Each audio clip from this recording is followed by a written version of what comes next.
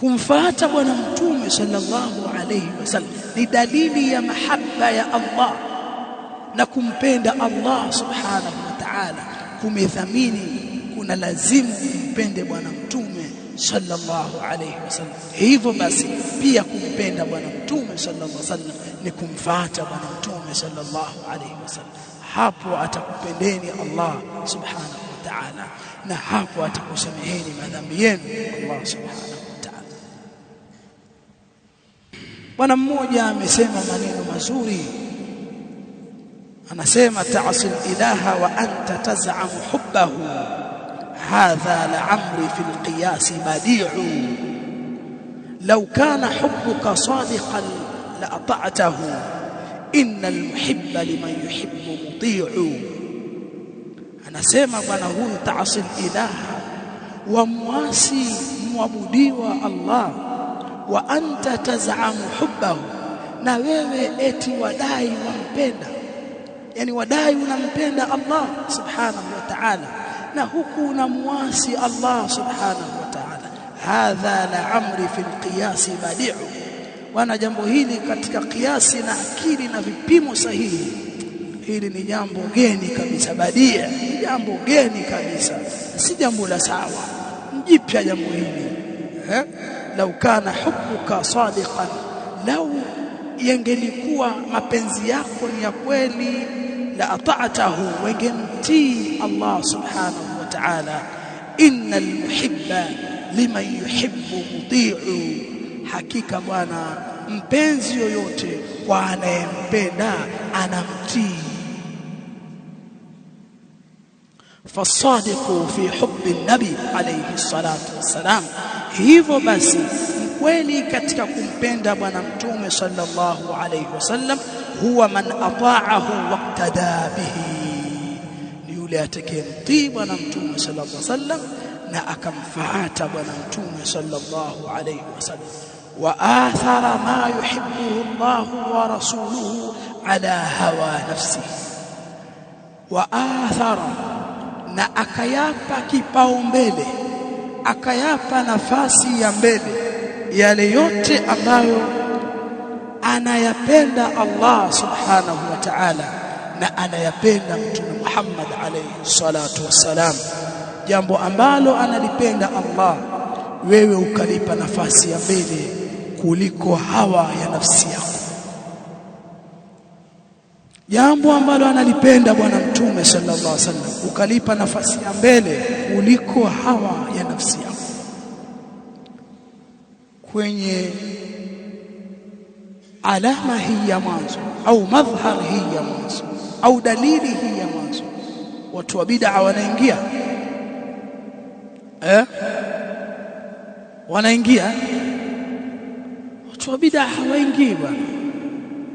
Kwa wale ahbabu rasuli mnaojiita mitandaoni na kadha, nyinyi warongo, hammo katika wapenzi wa bwana mtume sallallahu alaihi wasallam.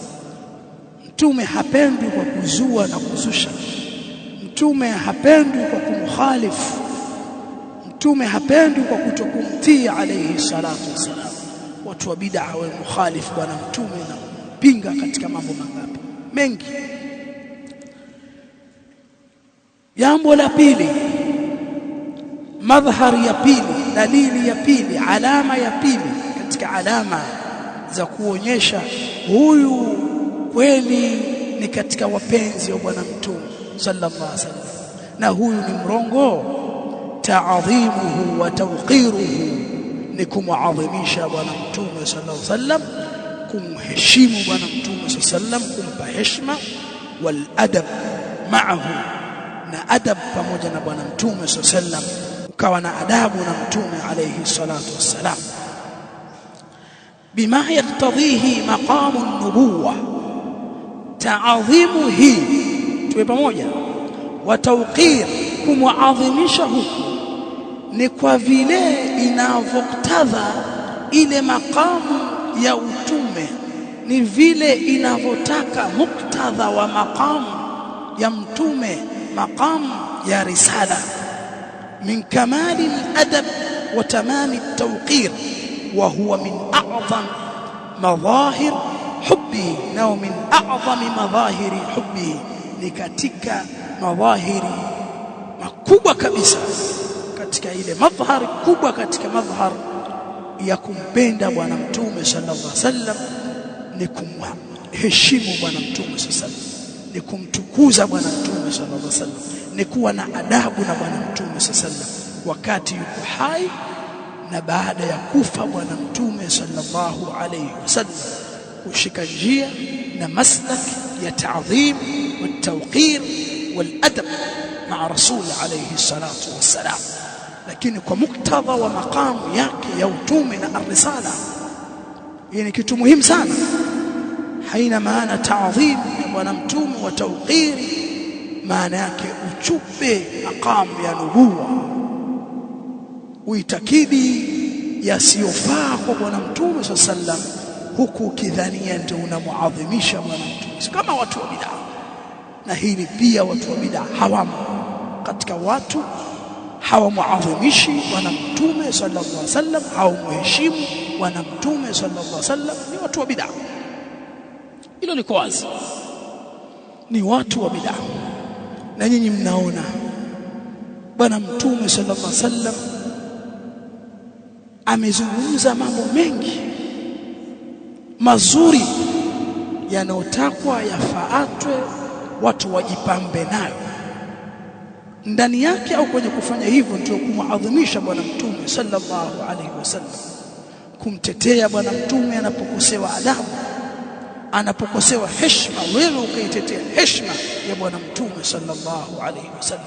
Watizameni watu wa bid'a kuanzia ar-rafidha al-imamiyya in sahha at-ta'bir, wa illa faqad dhahaba kathirun min ahli al-ilm anna ar-rafidha, kwamba marafidha si waislamu na ni dini inayojitegemea, ipo katika mila zile 72, hata zile 72 za upotevu ar-rafidha hawaingii. Lakini tizameni wanavyomkosea heshima bwana mtume na masahaba, alafu watizameni hao watu wenye madhhari ya kusherehekea mazazi ya bwana mtume sallallahu alaihi wasallam wanavyowapa nafasi wale wanaomtukana bwana mtume na wake wa mtume sallallahu alaihi wasallam. Tizameni wanavyoshirikiana nao katika hafalati zao mbalimbali zinazofanyika, wanaalikwa, wanakwenda, wanakula, wanaungana nao, wanawaalika, wanasema, wakikaa katika viriri vyao wanamtusi bwana mtume, wanatusi wake za bwana mtume sallallahu alaihi wasallam. Lakini hawa mabwana hawasimami kuitetea heshima ya bwana mtume sallallahu alaihi wasallam. Nani anaitetea heshima ya bwana mtume baina ya watu wa bid'a na ahlus sunna as-salafiyun? Nani? Jawabu liko wazi kabisa, watu wa sunna as-salafiyun wanatetea heshima ya bwana mtume, heshima wake za mtume, heshima za masahaba wa bwana mtume sallallahu alaihi wasallam, kwa kumaadhimisha na kumtukuza na kumheshimu bwana mtume na kuwa na adabu na bwana mtume kwa muktadha wa maqamu yake ya utume na ar-risala. Kinyume chake utaona wao wamechupa mipaka. Wengine wanaamini bwana mtume sallallahu alaihi wasallam ana baadhi ya sifa zinazofikia katika sifa za Allah subhanahu wa ta'ala. Wanaitakidi itikadi mbaya na ghuluu kwa bwana mtume sallallahu alaihi wasallam, kama tutakavyoona insha Allah ikiwa nafasi itatosha kufanya hivyo.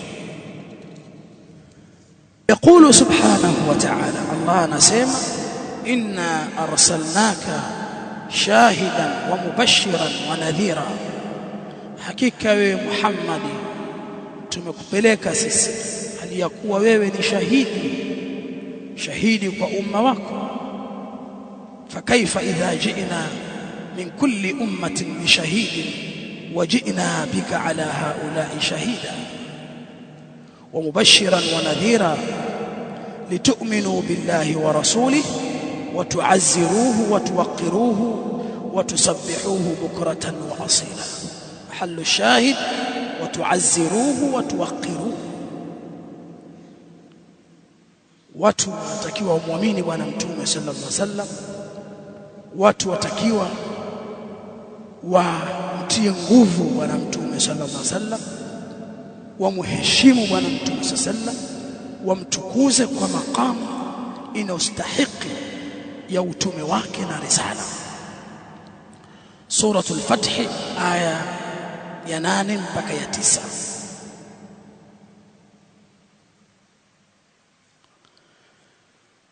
Yatosha.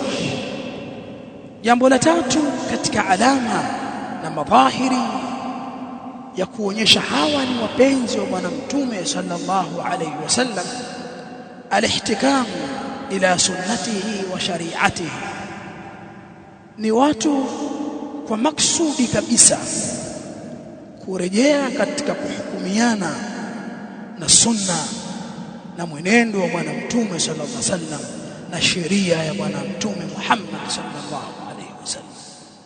Ikitokea jambo lolote watu wamezozana au kuna jambo la kisheria, ni jambo linahitaji hukumu, wapenzi wa bwana mtume sallallahu alayhi wasallam wanakumbushana, turudini katika mafunzo ya mtume wetu Muhammad sallallahu alayhi wasallam. Yaqulu subhanahu wa ta'ala, Allah anasema fala wa rabbika la yu'minun hatta yuhakkimuka fima shajara bainahum thumma la yajidu fi anfusihim harajan mimma qadayta wa yusallimu taslima. Allah anasema baada ya kuwapa, Allah subhanahu wa ta'ala anasema hakika hawatakuwa waumini wa kweli au si waumini wa kweli mpaka wakufanye kuwa wewe ni hakimu fima shajara bainahum, katika yale ambayo kumetokea mzozo baina yao. Katika mambo ambayo kuna mzozo baina yao, haiwezi kukamilika imani za hao waumini waislamu mpaka wewe ndio wakufanye kuwa ni hakimu. Kisha thumma la yajidu fi anfusihim, wasipate ndani ya nafsi zao harajan, uzito, kigegezi, tabu mimma qadaita, kwa yale au katika yale ambayo wewe umeyahukumu, wa yusallimu taslima, na wajisalimishe, kujisalimisha. Kwa hiyo mpenzi wa bwana mtume sallallahu alaihi wasallam ni yule ambaye au ni wale ambao ukitokea lolote lahitaji tuhukumiane, wanarudi katika mwenendo wa bwana mtume sallallahu alaihi wasallam, wanakwenda katika sheria za bwana mtume Muhammad sallallahu alaihi wasallam. Hii ni katika alama za tatu. Lidha, kwa ajili hiyo, fal-i'radu an sunnatihi, kuepuka mwenendo wa bwana mtume na sheria za bwana mtume, wa tarku tahakum, na kuacha kuhukumiana, ilaiha min alamati nifaq wal iyadh billah, ni katika alama za unafiq, kama anavyosema Allah subhanahu wa ta'ala. Allah anasema alam tara ila alladhina yaz'umuna annahum amanu bima unzila ilayka wama unzila min qablika yuriduna an yatahakamu ila at-taghut wa qad umiru an yakfuru bih wa yuridu ash-shaytanu an yudhillahum dhalalan ba'ida wa idha qila lahum ta'alu ila ma anzala Allah wa ila ar-rasul ra'aita al-munafiqina yasudduna 'anka sududa. Aya hizi zote mbili ni katika suratul Nisa. Allah subhanahu wa ta'ala anasema nipe habari, umewaona wale ambao wana madai tu, wanadai kwamba wao wameamini au wameamini ulioteremshwa wewe na ulioteremshwa kabla yako, wanataka kwenda kuhukumiana kwa taghuti, wanaacha sheria za Allah katika mambo ya mirathi, wenda mahakamani, hali ya kuwa Uislamu una hukumu za mirathi. Tumemfundisha mirathi, fa inna Allah qad a'ta kulli dhi haqqin haqqahu, Allah amempa kila mwenye haki haki yake. Kwa nini wewe ndiye kwenye mahakimu hizi mahakama za kitaghuti ukatafute haki yako, wakati Allah na mtume wako sallallahu alaihi wasallam wamekupa haki, wamekupa fungu lako? kwenda kinyume na hilo, ukaacha sheria aliyokuja nayo Allah, sheria aliyoweka Allah na aliyokuja nayo bwana Mtume sallam, ni kuonyesha wewe huna mapenzi ya kweli na Mtume Muhammad alayhi salatu wasalam. Kwa sababu lau wengelimpenda bwana Mtume sallam, wengeliitakidi na ukafanyia kazi kivitendo kwamba sheria na mafunzo ya bwana Mtume ndiyo bora kuliko utaratibu uliowekwa na watu. Jambo la 4, adhabu anhu wadifa'u an sunnati, kumtetea bwana Mtume sallallahu alaihi wasallam na kutetea mwenendo wa bwana Mtume sallallahu alaihi wasallam. Anapokosewa heshima bwana Mtume sallallahu alaihi wasallam, ni lazima tumlinde, tumtetee bwana Mtume sallallahu alaihi wasallam. Hilo walilifanya masahaba katika uhai wao na baada ya kufa bwana Mtume sallallahu alaihi wasallam. Watizameni watu wa bid'a, Mtume anatukanwa usiku na mchana, Mtume anakosewa heshima, wake za Mtume wanakosewa heshima, na kumkosea heshima mke wa bwana Mtume sallallahu alaihi wasallam ni kumkosea heshima bwana Mtume sallallahu alaihi wasallam. Kuwatusi na kuwakosea adabu na heshima masahaba wa bwana Mtume sallallahu alaihi wasallam ni kumkosea heshima bwana Mtume sallallahu alaihi wasallam. Hawa walikuwa ni wapenzi, na unapomtia kasoro mtu ni kumtia kasoro anayesuhubiana naye na anayetangamana naye. Watizameni hao watu wa maulidi, hao watu wanaodai wanampenda bwana Mtume kwa kufanya sherehe ya mazazi ya bwana Mtume sallallahu alaihi wasallam. Watazameni, je, wanamtetea bwana Mtume sallallahu alaihi wasallam?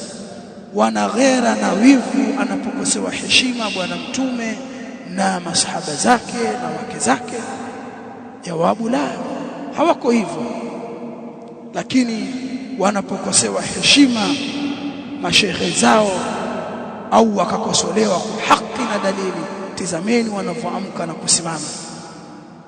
Utaona vifaranga vya kihurafi vinatoka huku na kule, natukana mashehe, natukana maulama, atukanwa mtume wako sallallahu alaihi wasallam na arrafidha, atukanwa mama yako mama Aisha na Khadija na wengineo kina Hafsa.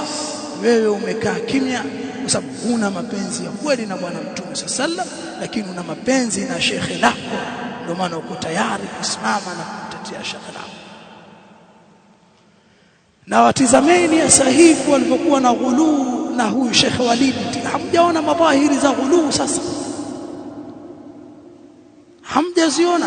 Kuna bwana mmoja anasema tena ambua kijana cha shekhe, mkitoto cha shekhe kimehudhuria katika hafla ya huyo shekhe.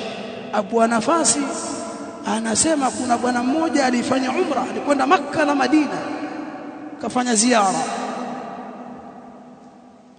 Aliporudi akakutana bwana mmoja, yeye kafanya ziara kwa Sheikh Walidi. Walipozungumza, bwana wewe watoka wapi? Mimi natoka Makka na Madina, tukufanya umra huko. Yule akamwambia na mimi natoka kufanya ziara ya Sheikh fulani. Ati yule aliotoka kwenye ziara, aliotoka kwenye kufanya umra, anamwambia basi tubadilishane thawabu zako wewe za kumzuru huyo shekhe uliyomtaja, unipe mimi na mimi nikupe zako. Yule bwana ikawa napata tabu sana na akili za watu wa bid'a, napata tabu sana kikaa nikiwatazama, napata tabu mimi jamani.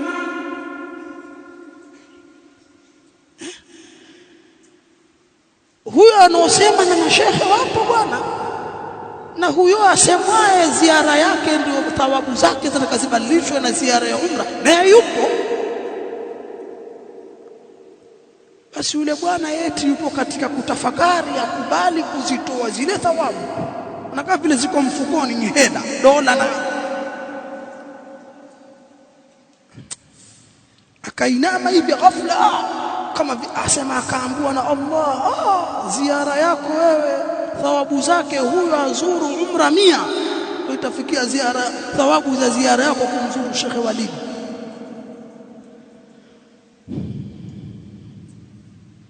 Ipo jana jamaa wangu mmoja Abu Sumaya amenitumia, bwana utapata la kusema, na kweli mnasaba nilipata, utapata na hiyo. Sikiliza, hebu tizama namna walivyokuwa na ghuluna hao wanaoita mashekhe, na wako tayari kutengeneza mazingira ya kuwatakasa na kuwatukuza, kwa sababu kuna alama za dosari, wako tayari. Lakini bwana mtume atiwa dosari na mashia na rafidha, wapo kimya.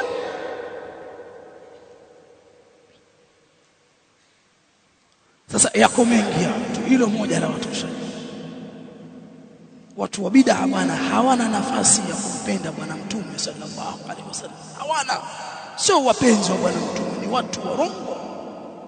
Achilia mbali, ndio watu wenye mabahiri ya shirki, uchawi na uganga. Hao mnawasema hivyo ni watu tumewasikia wazi watakao watu ndio kwa waganga wakafanya uchawi, ni watu wanaoimba na kuhani, watu wapo kwenye taarabu, wana bendi za taarabu. Ni mtu anasimama shekhe anamtunza mwanamke, yuko juu ya mimbari anaimba, anakwenda anamtunza, la ilaha illa Allah. Mtizama maasi ya kiasi gani utafikia. Mwanamke mtu mzima anaimba, yeye shekhe enda amtunza hela, alafu ziara yake eti na ziara ufanye umra 100. Niacheni bwana, nyie watu wabaya bwana, nyie waovu bwana, mna ghuluu bwana. Hivi mna akili salimu kweli? Wewe unasema una akili salimu kweli? Haya maneno ni ya sawa? Alafu mbona hakuna hata mtu anakuja akasema hapana bwana? Ndio maana nyinyi mmetofautiana na as-salafiyun. Sisi huwezi kuzungumza batil ukaacho, utaitwa, utanasihiwa, urekebishe, au watu watakujibu tu, lakini wao wanakwenda ghuluu kwa kuwatetea mashehe zao na walimu wao, lakini si kutetea mwenendo wa bwana mtume sasa. Asiwa za vunjwa sunna za bwana mtume mbele yao, na hawezi kutetea sunna ya bwana mtume sallallahu alaihi wasallam. Hilo liko kwa ahli sunna na yule aliyowafikishwa na Allah subhanahu wa ta'ala.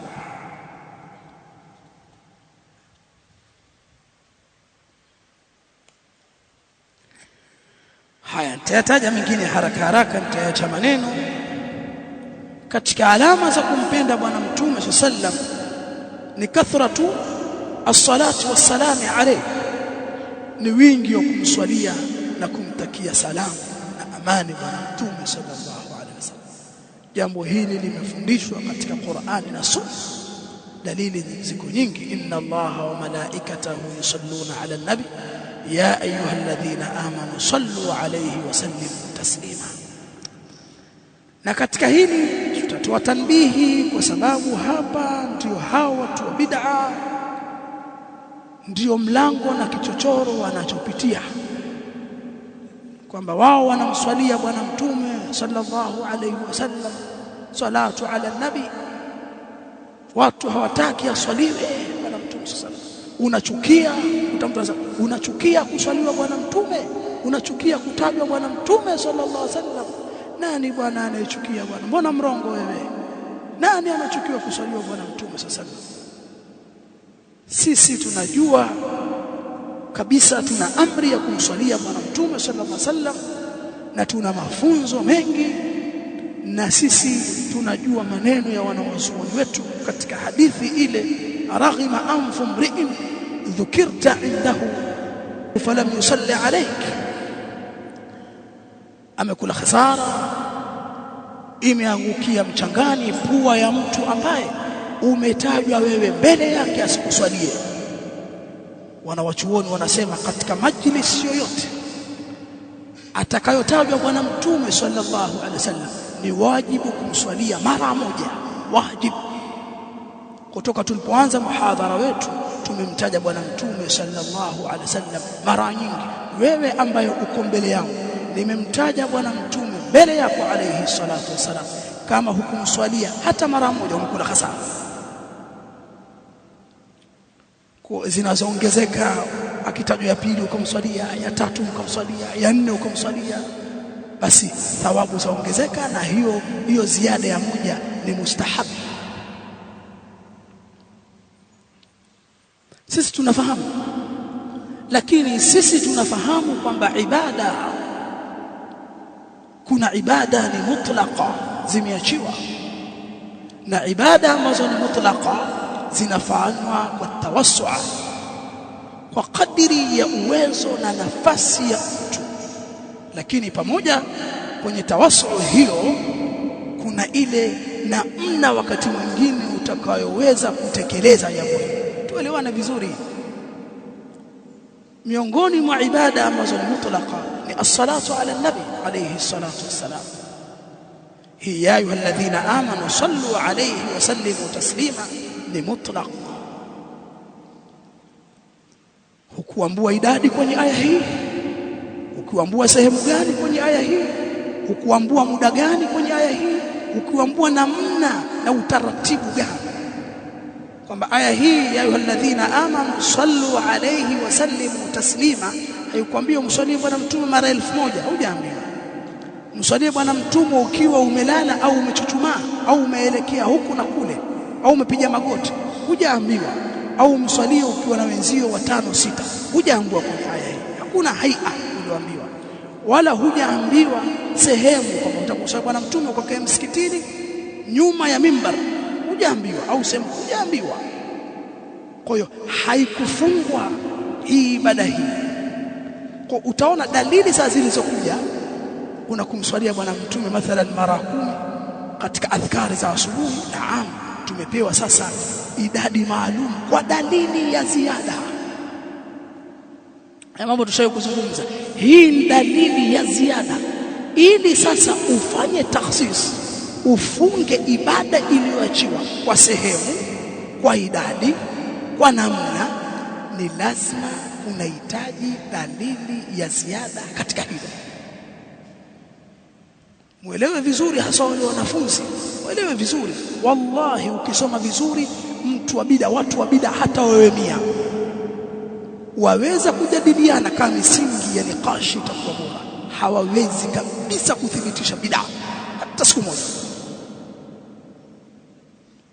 Achia mbali makelele hivi mara kwa na msingi, hawawezi. Hakuna hoja yoyote katika bid'a. Kwa sisi kuna kumswalia bwana mtume mara 10 katika adhkari za asubuhi. Nyinyi wengine mnomswalia bwana mtume baada ya swala ya faradhi mara 3. Tunakuhitajieni dalili ya ziada iliyotaja idadi ya 3 tena baada ya swala ya faradhi, kama dalili ya ayyuhalladhina amanu sallu alayhi wa sallimu taslima. Hamjaelewa dini. Hizo dalili ya ujumla, kwa unafanya kwa ujumla na kuachiwa kwake, ili sasa utuambie baada ya swala tena kwa idadi ya 3 tunahitaji dalili gani ya ziada maalum iliyotaja hii. Umeelewa? Mjaelewa? Kwa hiyo kuthirisha kumswalia bwana mtume, sasa tumesimama hapa tutoa tanbihi. Kwa hiyo ule utaratibu wa kukusanyika, imma mfungo 6 au mwezi wowote, mkawa kikundi cha watu wakasoma mlango wa kwanza, kuna sehemu mkafika pana kituo, wengine wamswalia bwana mtume, utaratibu huu ni uzushi. Hii na utaratibu huu na namna hii ni bid'a. Ukistadili na dalili za ujumla, tunakuambia bwana, dalili ni ya ujumla, haikufungwa na sehemu wala idadi wala watu wala haia. Hii idadi, huu taratibu umeupata wapi? Tunahitaji dalili ya ziada. Kama vile ambavyo kuna dalili nyingi zinazoonyesha umuhimu wa kufunga na ubora wa mtu kufunga. Tena mtume anasema atakayefunga siku moja katika njia ya Allah, Allah ataweka mbali uso wake miaka 70 na mtu. Lakini wewe ukaamua bwana, mimi kila siku ya Jumatano nafunga. Tukikuuliza watupa dalili ile ya ujumla atakayefunga siku fi sabilillah, tukwambia hapana, hiyo ni dalili ya ujumla bwana. Sasa ili ufunge na Jumatano kwa hitaji ya dalili nyingine ya ziada. Ndio maana tunakuja dalili ya kufunga Jumatatu, dalili ya kufunga Alhamisi, dalili ya kufunga Ashura, dalili ya kufunga Arafa. Sio, mnielewa? Taka tuelewane bwana, usije ukaghuriwa na hawa watu bwana, ukatishwa na vilemba na miharuma. Waweza tishwa hivyo, usitishwe bwana. Al-ilmu ma'rifatu al-haqqi bidalilihi, elimu bwana ni kujua haki kwa dalili. Wala elimu sio kama ukasoma sana miaka 40 chini ya mwembe, waweza soma miaka 60. Kuna mtu akasoma miaka 2 mitatu, Allah akamfungulia ilmu ni nuru bwana. Na hizo kukaa chini, ukenda jamia, ukenda university, ukawa doktora, hizo ni wasail, ni njia tutakufikisha katika ghaya. Ghaya ni tahsilul ilmi, ni kufika katika elimu kama alivyotaja al-Imam Ibn al-Qayyim, al-jahlu da'un qatilun wa shifa'uhu amrani fi at-tarkibi muttafiqani, nassun min al-kitabi aw sunnatin wa tabibu dhaka al-alim ar-rabbani. Bwana, elimu ujinga ni maradhi yanaua bwana. Yani ukiwa mjinga na una ujinga, wewe una maradhi tena inaweza kukuangamiza. Lakini Ibn Qayyim anasema wa shifauhu amrani, na tiba yake vitu viwili tu, fi tarkibi, kwenye asli yake, muttafiqani, vitu hivyo vienda sawa. Usituambie mimi sitaki aya nataka hadithi. Fi tarkib alkitabu was sunna muttafiqan,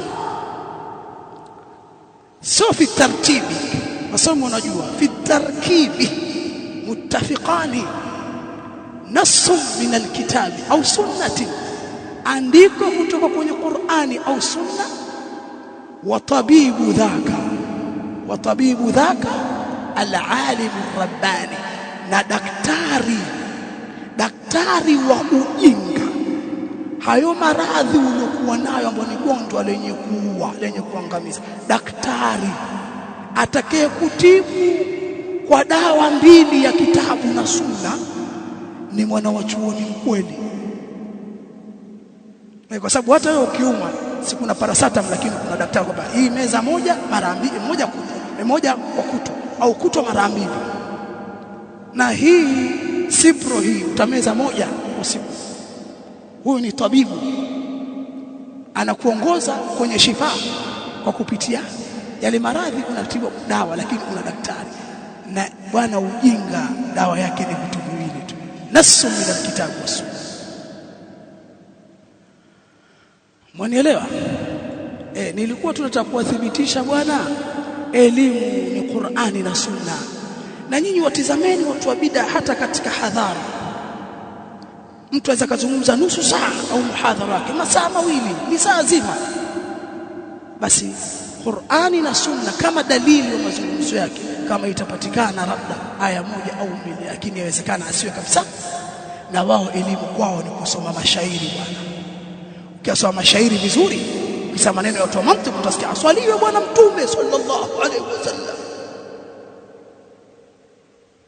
Na imewafanya mpaka wale vijana wao sasa, yani mtu akikoje hadhara atafuta maneno tu ya kimantiki, mashairi fulani, mtu fulani alisema, huwaoni wanajifaharisha na qala Allahu qala ar-rasul qala as-sahaba.